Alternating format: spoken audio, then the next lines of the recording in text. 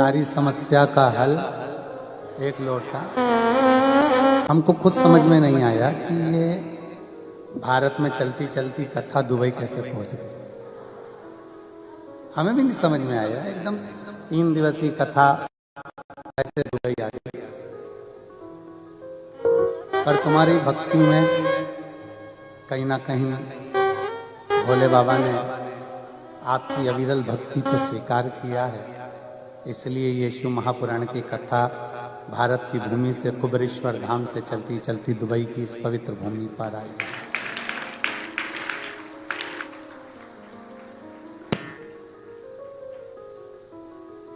विवाह में फेरे कितने डलते हैं?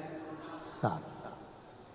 आपका और हमारा जन्म केवल 7 दिन में हुआ है। रविवार, सोमवार, मंगल, बुध, गुरु, शुक्र और शनि। मरेंगे कितने दिनों में? यही 7 दिन, अलग से कोई दिन आने वाला नहीं।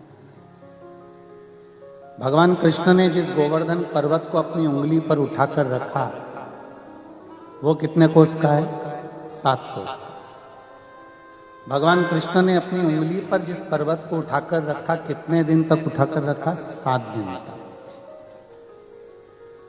और भगवान कृष्ण ने जिस पर्वत को अपनी उंगली पर उठाया, भगवान की उम्र भी केवल 7 वर्ष की ही थी।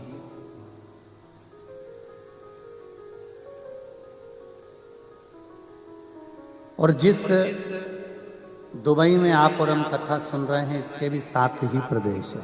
ये 7 दिन के वारों से लेकर, 7 दिन की जिंदगी से लेकर, 7 समूह से लेकर, 7 ऋषियों से लेकर ये पवित्र कथा आज दुबई की पवित्र भूमि पर पहुंची है। और इसमें तप बल आप लोगों की शिव भक्ति का है, इसमें किसी दूसरे का नहीं। कहीं ना कहीं भगवान शंकर की अविरल भक्ति आपके भीतर विराजमान हुई, शिव तत्व आपके भीतर विराजमान हुआ, तो ये पवित्र कथा आप और हमारे तक पहुंची। जितने दिल से आप सुन सकते हो, उतने दिल से इसको सुन। और बीच में जब प्रार्थना करने का मौका आए, बड़े भाव से बाबा से अपने मन की बात भी कहो। और ये हमारा विश्वास कहता है, ये समिति केवल अकेली एक बार की कथा नहीं कराएगी। अगर ये कथा आप लोगों ने दिल से सुन ली और 3 दिन मेरे बाबा से अपने मन की बात भाव से कह दी, अगली बार फिर बाबा को खींच कर आप लोग कुबेरेश्वर धाम से दुबई बुलाइए। और तेरी कृपा